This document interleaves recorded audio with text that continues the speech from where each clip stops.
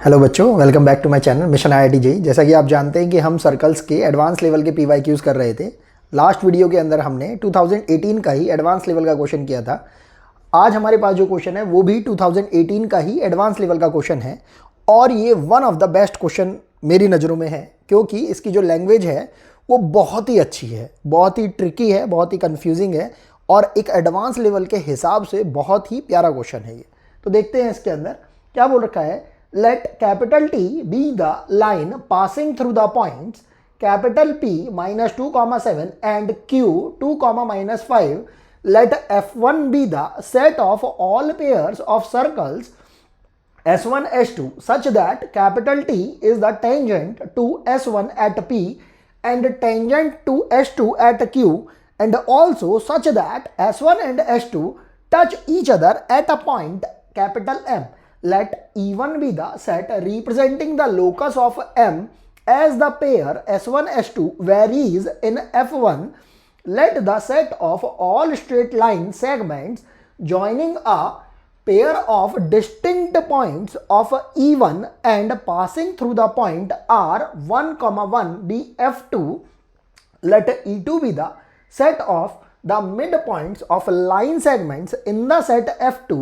Then which of the following statement or statements is are true? देखा जाए तो ये क्वेश्चन सच में एक एडवांस लेवल का क्वेश्चन है। क्यों? क्योंकि इसके अंदर जो इन्होंने बहुत सारे जो पैरामीटर्स हमें कैलकुलेट करने के लिए दे रखे हैं, बता रखे हैं, उनको अगर हम सभी को अपने माइंड में अगर सेट करते हुए चलते हैं तो थोड़ा सा कंफ्यूजन क्रिएट होना बहुत ही ऑब्वियस सी बात है। अगर हम क्वेश्चन को स्टेप बाय स्टेप करना स्टार्ट करते हैं तो हम देखेंगे क्वेश्चन को बहुत ही बारीकी के साथ, बहुत ही सोच के बनाया गया है। इस क्वेश्चन को करने के लिए हमें बेसिक क्वांटिटीज़ की ज़रूरत पड़ेगी और उन्हीं को ही ध्यान में रखते हुए हम इन चारों ऑप्शंस को सॉल्व कर पाएंगे। तो क्वेश्चन को स्टार्ट करते हैं। तो सबसे पहले हम क्या करते हैं कि टी वाली ये जो लाइन है इसको ड्रॉ कर लेते हैं और एक रफ इमेजिनेटिव फिगर को ट्राई करते हैं बनाने की। हमने क्या करा, ये एक लाइन को ड्रॉ कर लिया और इसका नाम हमने टी रख दिया और इस ऊपर क्योंकि बता रखा है कि ये दो पॉइंट्स हैं P एंड Q, इनको भी लिख लिया P -2,7 एंड Q ये है हमारे पास 2,-5। क्योंकि हम रफ इमेजिनेटिव फिगर बना रहे हैं तो हम इसको XY एक्सिस पर ना बनाकर अपने अकॉर्डिंगली रफली ड्रॉ कर रहे हैं। अब इसके आगे क्या बोल रखा है कि let F1 be the set of all pairs of circle S1 S2। अभी हमें नहीं पता कि S1 S2 क्या है, लेकिन दो सर्कल को ये रिप्रेजेंट कर रहे हैं और किस तरीके से कर रहे हैं, such that T is the tangent to S1 at P। मतलब S के ऊपर हमें एक सर्कल बनाना है तो T टेंजेंट हो जाएगी उस S1 के लिए, and tangent to S2 at Q। मतलब S1 S2 दो सर्कल बन रहे हैं रेस्पेक्टिवली किस किस पॉइंट पर, पॉइंट P एंड Q पर। अभी हम उन सर्कल को बनाने वाले हैं, लेकिन उसके आगे एक और इन्होंने इंफॉर्मेशन दे रखी है, and also such that S1 and S2 touch each other at a point M।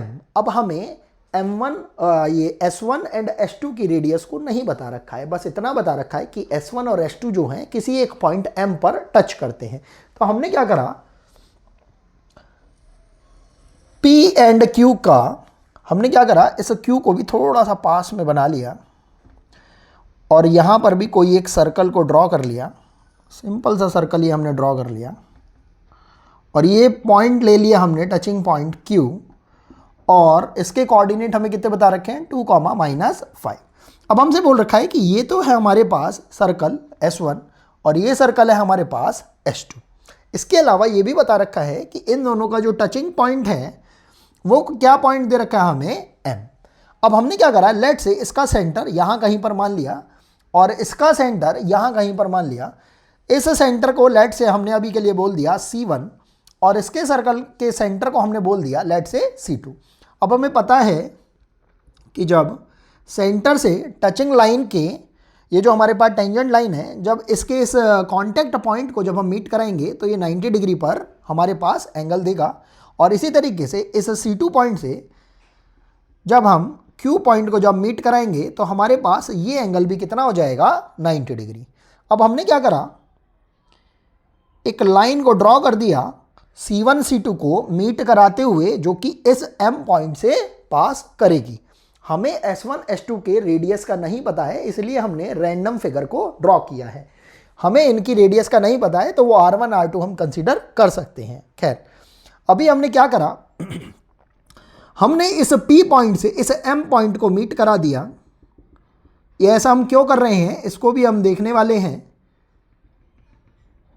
हमने इस पॉइंट P से M को मिला दिया और इस Q पॉइंट से भी M को मिला दिया है। ऐसा हम क्यों कर रहे हैं, क्योंकि अगर हम क्वेश्चन में थोड़ा सा आगे पढ़ते हैं इस M पॉइंट के बाद, let E1 be the set representing the locus of M as the pair S1 S2 varies in F1।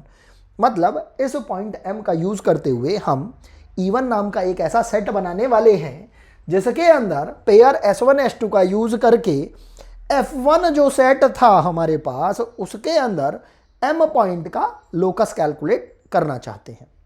तो अब इन पॉइंट्स को M से मिलाने के बाद हम देखते हैं कि ये जो PC1 है और C1M जो है ये रेडियस को रिप्रेजेंट कर रहे हैं, तो ये दोनों ही साइड हमारी इक्वल हैं। इसी तरीके से C2M और C2Q ये भी आपस में इक्वल हैं और हम जानते हैं कि इक्वल साइड के सामने वाला जो एंगल होता है वो भी इक्वल होता है। तो अगर हम इस एंगल को लेट से अभी के लिए अल्फ़ा ले लेते हैं तो ये हमारे पास एंगल अल्फ़ा हो जाएगा, ये वाला भी। और अगर अभी के लिए हम इस एंगल को बीटा ले लेते हैं तो ये एंगल भी हमारे लिए हो जाएगा बीटा। थोड़ा सा सोचते हैं हम इसके अंदर, जब ये टोटल एंगल हमारे पास 90 डिग्री है तो ऑब्वियसली ये एंगल हमारे पास हो जाएगा 90 माइनस अल्फ़ा। और उसी तरीके से ये जो रिमेनिंग एंगल है हमारे पास 90 डिग्री में से इतना एंगल बीटा है, तो ये एंगल हमारे पास हो जाएगा 90 माइनस बीटा। अब ये हम देख रहे हैं कि C1M C2 ये एक स्ट्रेट लाइन है और स्ट्रेट लाइन का टोटल एंगल 180 डिग्री होता है। तो अगर ये 180 डिग्री होता है तो हम इस पर्टिकुलर एंगल को भी कैलकुलेट कर सकते हैं। हम देख रहे हैं कि टोटल एंगल जब 180 डिग्री है तो इसमें से अल्फ़ा और बीटा को अगर हम रिमूव कर देंगे तो ये एंगल आ जाएगा हमारे पास 180 माइनस अल्फ़ा प्लस बीटा। अब अगर हम ट्राइंगल PMQ की अगर बात करते हैं तो इसके अंदर हम इस बेसिक कैलकुलेशन के बेसिस पर बोल सकते हैं कि तीनों ही एंगल्स का जो सम है वो हमारे पास 180 डिग्री आना चाहिए। तो हम बोल रहे हैं 90 minus alpha plus 90 minus beta plus 180 minus alpha minus beta, उस माइनस को हमने अंदर ही मल्टीप्लाई कर दिया है। तो हमारे पास ये वैल्यू कितनी आएगी, एक ट्राइंगल के तीनों एंगल्स का इंटरनल एंगल्स का जो सम होता है वो कितने के इक्वल होता है, 180 डिग्री के इक्वल। यहाँ पर अगर हम इसे थोड़ा सा सिंप्लीफाई करते हैं तो 180 से 180 डिग्री ये कैंसिल आउट हो जाएगा और हमारे पास जो वैल्यू आ रही है वो कितनी आ रही है, twice times of alpha plus beta equals to 180 degree. और यहाँ से अल्फ़ा प्लस बीटा की वैल्यू आ जाएगी हमारे पास 90 डिग्री। अब इसी सीक्वेंस के अंदर अगर हम एंगल PMQ की बात करेंगे, एंगल PMQ, तो एंगल PMQ हम देख रहे हैं कितना है, 180 degree minus alpha plus beta.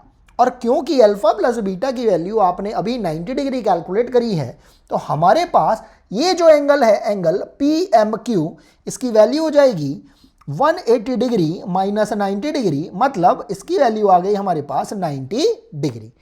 अब हमें समझ में आ रहा है कि अगर इस पॉइंट M पर हमारे पास एंगल PMQ 90 डिग्री आ रहा है और हमें M का लोकस भी निकालना है और इस तरीके से निकालना है कि सेट F1 के अंदर आने वाले दोनों सर्कल S1 एंड S2 दोनों को ही हमें इंक्लूड करते हुए चलना है। तो हम जानते हैं सेमी सर्कल के अंदर जब डायामीटर के ऊपर हम कोई भी एंगल को सेमी सर्कल के अंदर ड्रॉ करते हैं तो बनने वाला एंगल 90 डिग्री होता है। तो यहाँ से हमें डायरेक्टली लोकस की इक्वेशन मिल सकती है। वो कैसे, अगर हम इमेजिनेट कर पाएँ कि जो बनने वाला सर्कल होगा वो कुछ इस टाइप का सा होगा जिसके अंदर हमारे पास जो M पॉइंट है वो सेमी सर्कल पर अवेलेबल है and P and Q as the extremities of the diameter act करेंगे। जैसे ही हमें ये समझ में आता है तो हम लिखते हैं for the locus of M, हमने इसकी इक्वेशन लिखी लोकस की हम जानते हैं सर्कल की वो इक्वेशन जिसके अंदर डायामीटर के एक्सट्रीमिटीज को लेकर हम इक्वेशन लिखते हैं, वो इक्वेशन होती है x minus x1 into x minus x2 plus y minus y1 into y minus y2, जहां पर x1 y1 पॉइंट P की एक्सट्रीमिटीज वाले इस पॉइंट को रिप्रेजेंट करेंगे एंड x2 y2 इस सेकंड पॉइंट Q, मतलब जो डायमीटर का सेकंड एक्सट्रीमिटी वाला पॉइंट रहेगा, उसको रिप्रेजेंट करेंगे। तो हमने इनके थ्रू बनने वाली जो इक्वेशन होगी, जो लोकस की इक्वेशन कहलाएगी पॉइंट M के लिए, हो जाएगी x माइनस x1, तो -2 से +2 हो जाएगा, ये x माइनस x2 मतलब -2 हो जाएगा, प्लस y माइनस y1 मतलब 7 एंड y माइनस y2 मतलब प्लस का 5 इक्वल्स टू 0। और यहाँ पर अगर हम इसे थोड़ा सॉल्व कर देते हैं तो ये हो जाएगा x² minus 4 plus y² plus 5y minus 7y minus 35 equals to 0। अब इसको अगर हम थोड़ा सा सिंप्लीफाई कर देते हैं तो ये हो जाएगा हमारे पास x² प्लस y², x की कोई टर्म हमें नहीं दिखाई दे रही है, माइनस का 2y प्लस भी नहीं आ रहा है, माइनस में है, माइनस 39 इक्वल्स टू 0। ध्यान से देखते हैं कि हमने क्या क्या इसके अंदर पढ़ा है। इन्होंने बोला है F1 be the set of all pairs of circle S1 S2, मतलब S1 S2 के जो हमारे पास पेयर बन के आ रहे थे उनको हमने किस सेट में रखा है, F1 के अंदर। अब हमने E1 आखिर किस सेट को बोला था, हमने बोला था E1 be the set representing the locus of M। तो जो लोकस M का निकल के आया है ये किस सेट में जाएगा, E1 सेट के अंदर। तो ये हमारा E1 सेट को रिप्रेजेंट कर रहा है। अगर हम यहां पर ऑप्शंस में देखेंगे तो हमारे पास यहां पर 4 ऑप्शंस में से 2 ऑप्शन E1 सेट के ऊपर बोल रखे हैं। तो अगर हम अभी के लिए यहां पर इन दोनों पॉइंट्स के लिए चेक कर लेते हैं, ऑप्शंस के लिए चेक कर लेते हैं, तो हमारे लिए थोड़ा सा इजी हो जाएगा, क्योंकि हमें यहां पर बोल रखा है कि ये मल्टीपल चॉइस टाइप का क्वेश्चन है जिसके अंदर एक या एक से अधिक ऑप्शन करेक्ट होने की संभावना है। तो अगर हम पहले पॉइंट के लिए चेक करते हैं, the point -2, 7 lies in E1। E1 एक सर्कल के सेट को रिप्रेजेंट कर रहा है और वो क्या आ रही है इक्वेशन हमारे पास, x² plus y² minus 2y minus 39 equal to 0। ये इक्वेशन हमारे पास कब बन रही है, जब हम पॉइंट P एंड Q को डायमेट्रिकली एक्सट्रीमिटीज वाले पॉइंट्स को कंसीडर करते हुए चल रहे हैं और M जो है दोनों सर्कल S1 एंड S2 का कांटेक्ट पॉइंट है। मतलब अगर हम इस सर्कल की बात कर रहे हैं जो कि रफली हमने ड्रॉ किया है, इस सर्कल के अंदर ये पॉइंट और ये पॉइंट हमारे इस सर्कल की इक्वेशन के अंदर सेटिस्फाई नहीं करवाने हैं हमको। मतलब हम ये कहना चाह रहे हैं कि इस सर्कल की इक्वेशन के अंदर हम इन 2 पॉइंट्स को इंक्लूड नहीं कर सकते। फिर से समझने की कोशिश करते हैं, हम क्या समझाने की कोशिश कर रहे हैं। हमने ये जो लोकस की इक्वेशन निकाली है पॉइंट M के लिए E1 सेट के अंदर, इस इक्वेशन का मायना ये कहता है कि हम इस इक्वेशन को कब वैलिड बोल रहे हैं, जब हम इन पॉइंट्स P एंड Q को इंक्लूड नहीं कर रहे हैं। ऐसा आखिर हम क्यों बोल रहे हैं, आप समझेंगे इसको जब हम इस पॉइंट P को इस E1 के अंदर या इस पॉइंट Q को इस E1 के अंदर सेटिस्फाई कराएंगे तो हमारे पास इसकी वैल्यू आ रही है 0। मतलब जो सर्कल है हमारे पास जो बनेगा वो 0 रेडियस का सर्कल बन रहा है। तो 0 रेडियस का सर्कल क्या हमारे लिए पॉसिबल हो पाएगा E1 सेट के अंदर? नहीं हो पाएगा। क्यों?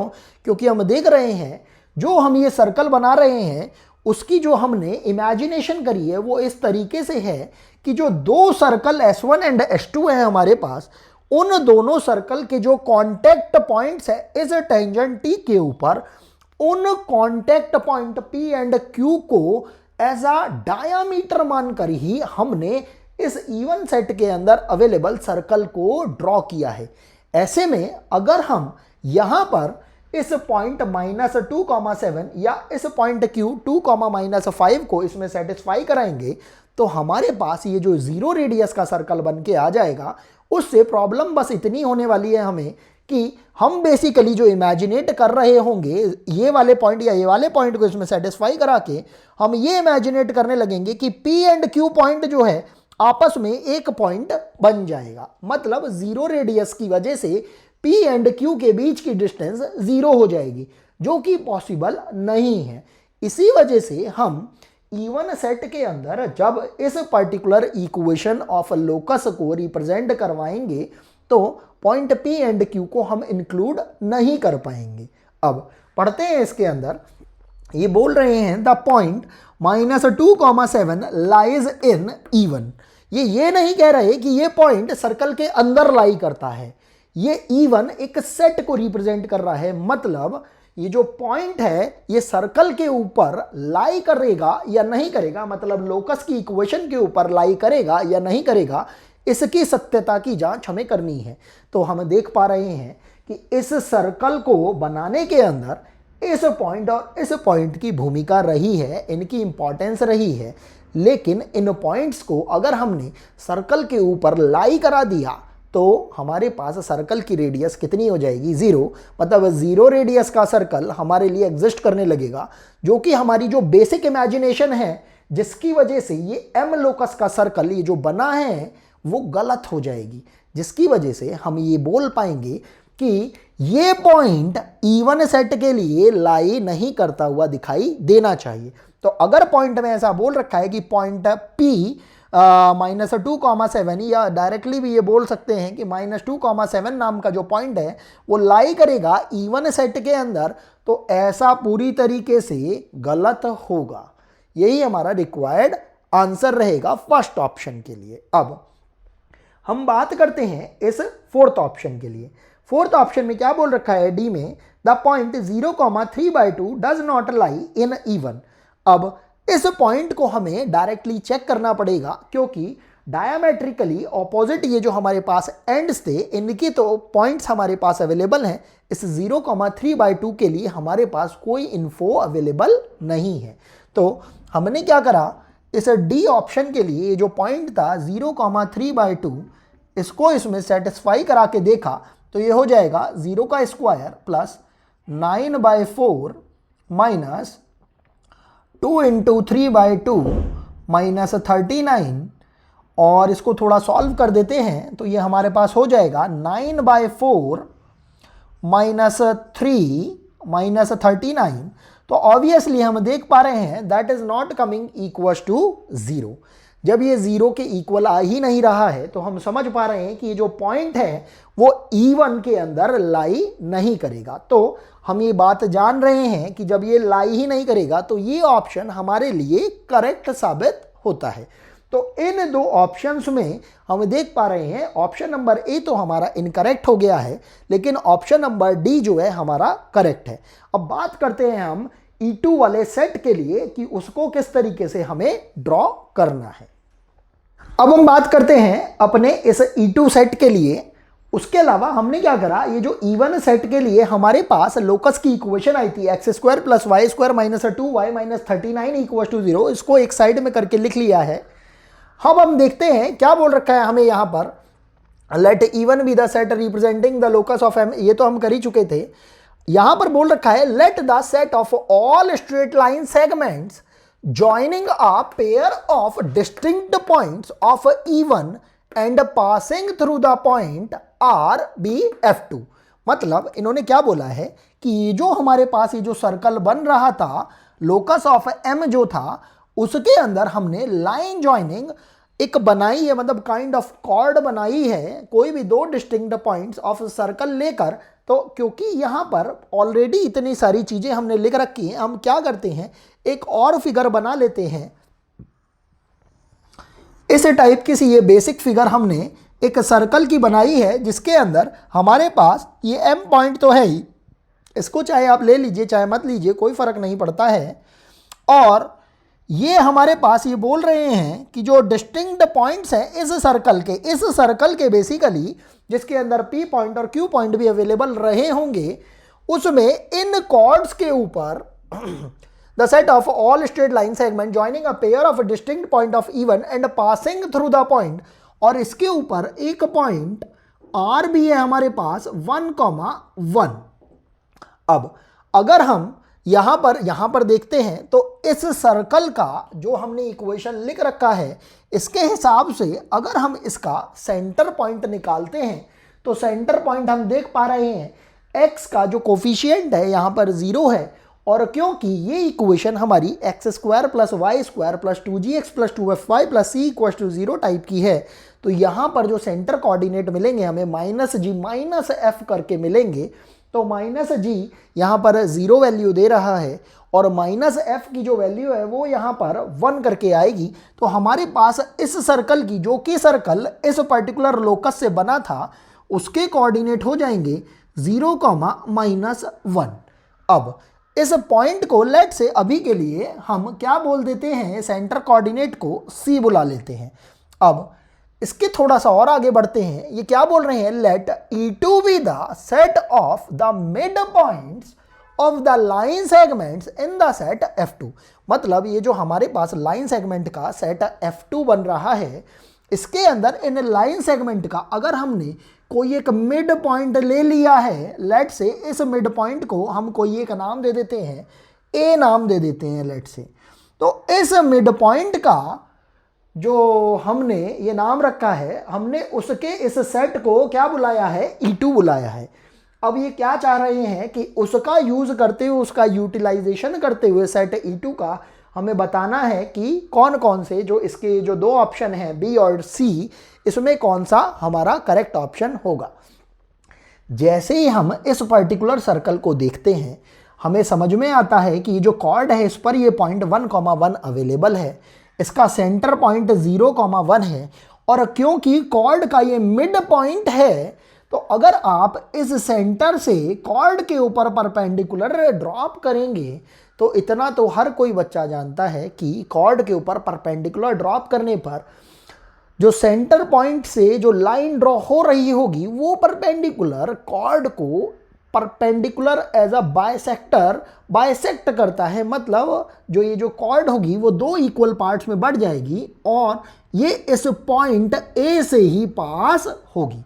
तो अगर सी से ड्रॉप किए गए सेंटर का जो फुट ऑफ परपेंडिकुलर होगा वो पॉइंट ए से पास होगा, तो हम समझ पा रहे हैं यहाँ पर भी जो बनने वाला जो हमारे पास लोकस आएगा, जो सेट आएगा E2 के लिए, उसको भी हम कुछ इस तरीके से ड्रॉ कर सकते हैं। अगर हम इस पॉइंट को R को, जिसको हमने R बुलाया है, इस पॉइंट को R बुलाया है क्योंकि ये कॉर्ड पर अवेलेबल था, और इस पॉइंट को अगर हम इस पॉइंट से मिला देंगे तो हम देख रहे हैं जिस तरीके की कंडीशन हमारे पास इवन सेट के लिए जनरेट हुई थी, बिल्कुल वैसी सी ही कंडीशन हमारे पास इस पर्टिकुलर सेट में भी आ सकती है। वो कैसे?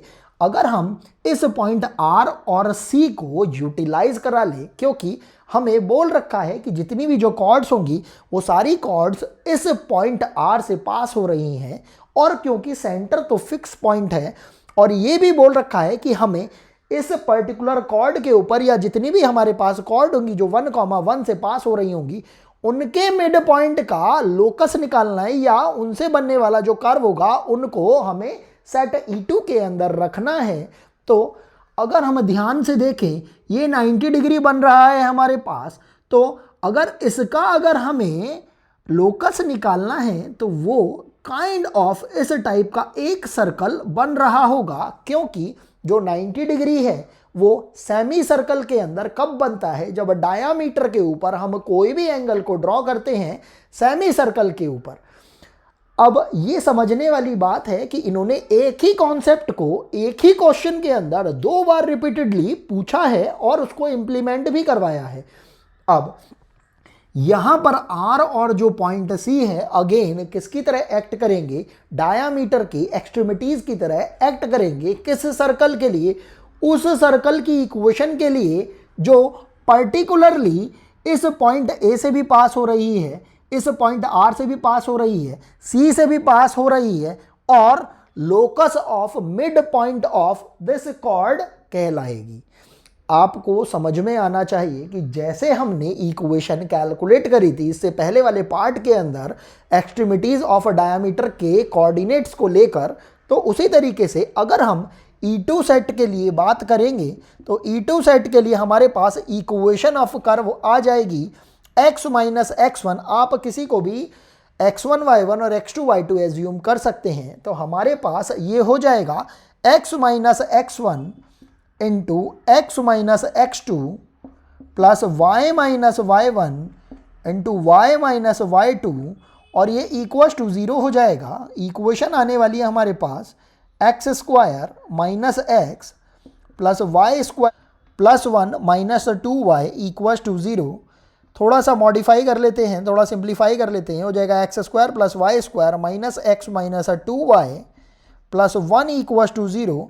अब ये जो हमारे पास कर्व की इक्वेशन आई है ये सेट E2 को रिप्रेजेंट कर रही है, मतलब locus of mid point A की ये इक्वेशन है। अब आगे पढ़ते हैं। यहां पर इन्होंने क्या बोल रखा है, the point 4,5 and 7,5 does not lie in E2। हम क्या करते हैं, अगर ये पॉइंट इस E2 सेट के अंदर लाई नहीं करने के लिए बोल रहे हैं तो हम क्या करते हैं, इसको सेटिस्फाई करा के देख लेते हैं।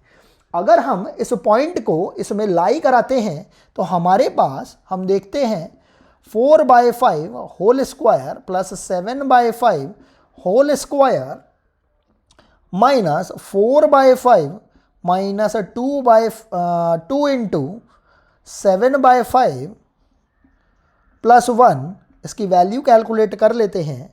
ये हो जाएगा 16/25 प्लस 49/25 एंड माइनस, इसका हम क्या करते हैं, बेस सेम बना लेते हैं। तो ये हो जाएगा 20/25 एंड 14 हो जाएगा तो 70/25, और ये 1 बेचारा हो जाएगा 25/25।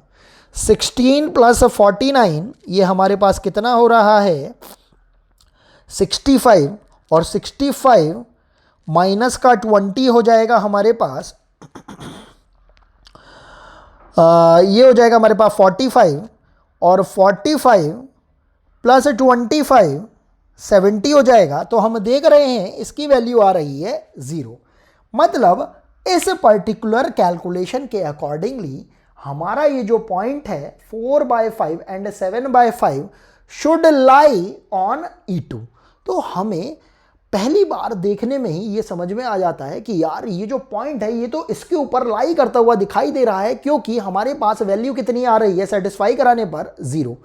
और यहीं पर ही IIT फिर से अपनी ट्रिक खेलता है, क्योंकि हम देख रहे हैं जिस सर्कल की हम बात कर रहे हैं उस सर्कल के अंदर हमने पॉइंट P एंड Q को इंक्लूड नहीं किया है।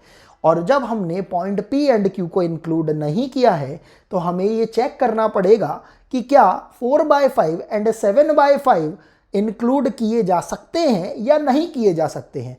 क्योंकि अगर आपने 4/5 और 7/5 को चेक किया तो आपके पास यहाँ पर वैल्यू 0 आ रही है, तो पहली बार में आपको लगेगा कि यार ये तो इसको सेटिस्फाई कर रहा है, तो इसको इस पॉइंट को लाई करना चाहिए।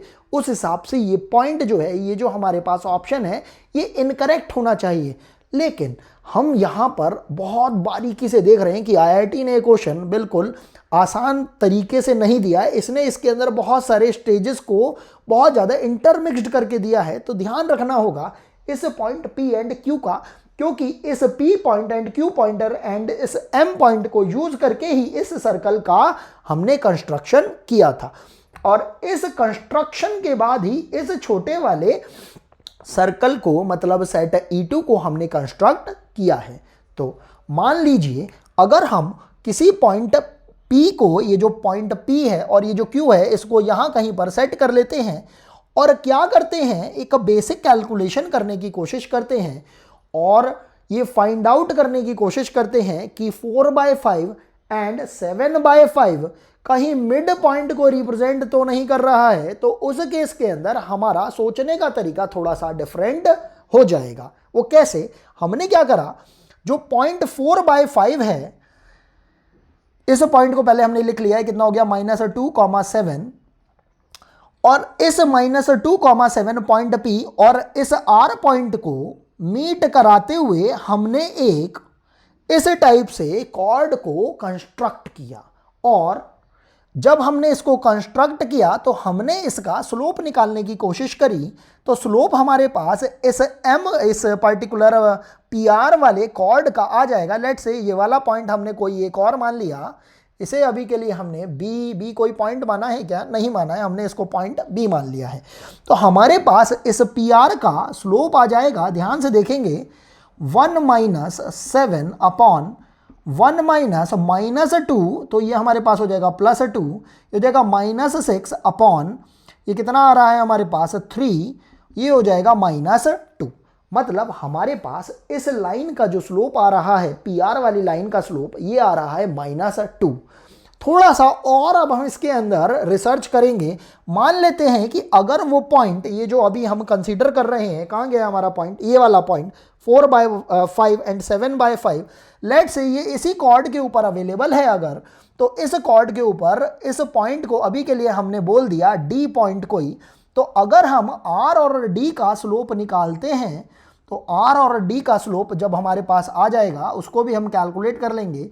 ये है 4/5 एंड 7/5, ये हो जाएगा 7/5 -1 अपॉन 4/5 -1, इसकी वैल्यू हो जाएगी 2/5 अपॉन, ये हो रहा है -1/5। तो हम देख रहे हैं यहाँ पर इसकी वैल्यू आ रही है, इस स्लोप की भी -2। तो ये जो 4/5 है एंड 7/5 वाला जो पॉइंट है, वो इसी कॉर्ड के ऊपर हमारे पास अवेलेबल होता हुआ दिखाई दे रहा है। मतलब ये जो P से पास होती हुई कॉर्ड है, जिसको हमने R से पास कराया है, क्योंकि वही हमें कंडीशन दे रखी है, उस कॉर्ड के ऊपर जब ये पॉइंट अवेलेबल होता है, तो हमारे पास स्लोप कितना आ रहा है, -2। इसी सीक्वेंस में अगर हम इस सेंटर पॉइंट से अगर परपेंडिकुलर ड्रॉप कर देते हैं इस कॉर्ड के ऊपर, अगर वो D से पास होता हुआ जाता है, तो हमारे पास कैलकुलेशन थोड़ी डिफरेंट हो जाएगी। वो कैसे, हमने क्या करा, इस सेंटर पॉइंट C से यहाँ D के ऊपर एक बार कनेक्शन करते हुए, मिलाते हुए, क्योंकि अभी हमें नहीं पता है कि ये परपेंडिकुलर की तरह एक्ट करेगा या नहीं करेगा, हमने इसको ज्वाइन करा दिया और CD का हमने स्लोप निकालने की कोशिश करी। अब जब हमने CD का स्लोप निकाला, तो हमें समझ में आएगा कि इसमें जो रिलेशन एस्टैब्लिश हो रहा है, वो हमारे सारे डाउट क्लियर करने वाला है। वो कैसे, जैसे ही हमने CD का स्लोप निकाला, वो हो जाएगा 7/5 -1 अपॉन 4/5 -0। यहाँ थोड़ा सिंप्लीफाई करेंगे तो ये हो जाएगा हमारे पास 2/5 अपॉन 4/5, और इसकी वैल्यू आ रही है आपके पास हाफ। अगर आप ध्यान देंगे कि slope of CD into slope of this, चाहे तो आप PR बोल दीजिए, चाहे आप इसको स्लोप ऑफ PD बोल दीजिए, और चाहे आप इसको स्लोप ऑफ RD बोल दीजिए, और चाहे आप इसको स्लोप ऑफ PB बोल दीजिए, इन सारे ही स्लोप्स का आपस में जब आप मल्टीप्लाई कर रहे हैं, उसकी वैल्यू आ रही है -1। तो जब इसकी वैल्यू -1 आ रही है, तो आप डायरेक्टली बोल पा रहे हैं कि ये जो पॉइंट हमें सेकंड बता रखा है 4/5 एंड 7/5, ये point as a mid point work कर रहा है। तो उस हिसाब से तो इस पॉइंट को इस सर्कल के अंदर लाई करना चाहिए, लेकिन आप समझिए इस चीज को, इस पॉइंट को समझना बहुत इंपॉर्टेंट है, क्योंकि इस सर्कल के अंदर जब हमने इस सर्कल को कंस्ट्रक्ट किया था, तो P पॉइंट को लिया था, लेकिन जब हमने सेट E1 की बात करी थी, तो उस सेट E1 के अंदर हमने -2,7 पॉइंट को इंक्लूड नहीं किया था। वो इसलिए नहीं किया था क्योंकि सर्कल कंस्ट्रक्शन के अंदर इस पॉइंट की जरूरत थी, लेकिन जब सेट E1 की बात कर रहे हैं, तो उसमें अगर हमने इस पॉइंट को ले लिया, तो बनने वाला जो सर्कल था वो हमारा 0 रेडियस का सर्कल बन रहा था। अब अगर हम इस सर्कल की बात कर रहे हैं तो यहाँ पर हम P पॉइंट को एज्यूम नहीं कर रहे हैं, ये जस्ट हम इमेजिनेट करके देख रहे थे कि अगर P पॉइंट को लेकर हमने कॉर्ड को ड्रॉ किया होता तब ये P पॉइंट, ये जो D पॉइंट है, सॉरी 4/5 7/5, ये एग्जिस्ट कर रहा होगा या नहीं कर रहा होगा। तो हम देख रहे हैं P पॉइंट जब अवेलेबल ही नहीं है हमारे पास सेट E1 के अंदर, तो हम इस पॉइंट को किस बेसिस पर इस पर्टिकुलर सेट E2 के अंदर इंक्लूड कर पाएंगे। आईआईटी ने ये जो इन डेप्थ नॉलेज वाला कॉन्सेप्ट इसके अंदर लगाया है, उसने बहुत सारे बच्चों के साथ साथ टीचर्स के भी होश उड़ा दिए थे। इसीलिए इस पर्टिकुलर क्वेश्चन को सॉल्व करते हुए हमें इस बारीकी वाले पॉइंट का बहुत ही अच्छे से ध्यान रखना है, और इसी कारण से इस पॉइंट को हम देख पा रहे हैं कि ये 0 वैल्यू दे रहा है, लेकिन उसके बावजूद भी हम इसको इंक्लूड नहीं कर सकते हैं। और इसी वजह से ये जो ऑप्शन हमारे पास बी है वो करेक्ट है, मतलब ये लाई नहीं करेगा ये पॉइंट, क्योंकि पॉइंट P जो है हमारे इस सेट E1 के अंदर इंक्लूड नहीं हो पा रहा है। अब बात करते हैं हम अपने फोर्थ ऑप्शन, ये थर्ड ऑप्शन की, ये 1/2 एंड 1।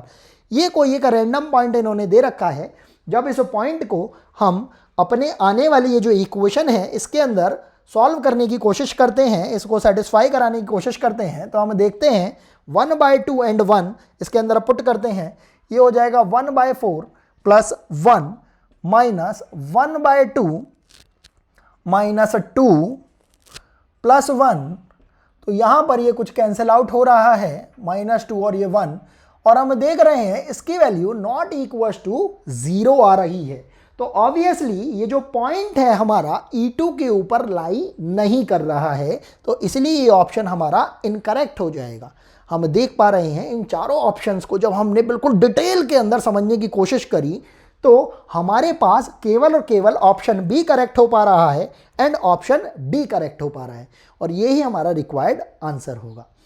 अब मुझे लगता है कि आप लोग अपने जेईई की प्रिपरेशन को बहुत अच्छे से कर रहे होंगे। मैं यही चाहता हूं कि आप लोग अपने जेईई की प्रिपरेशन को इसी तरीके से अच्छे से करते रहिए।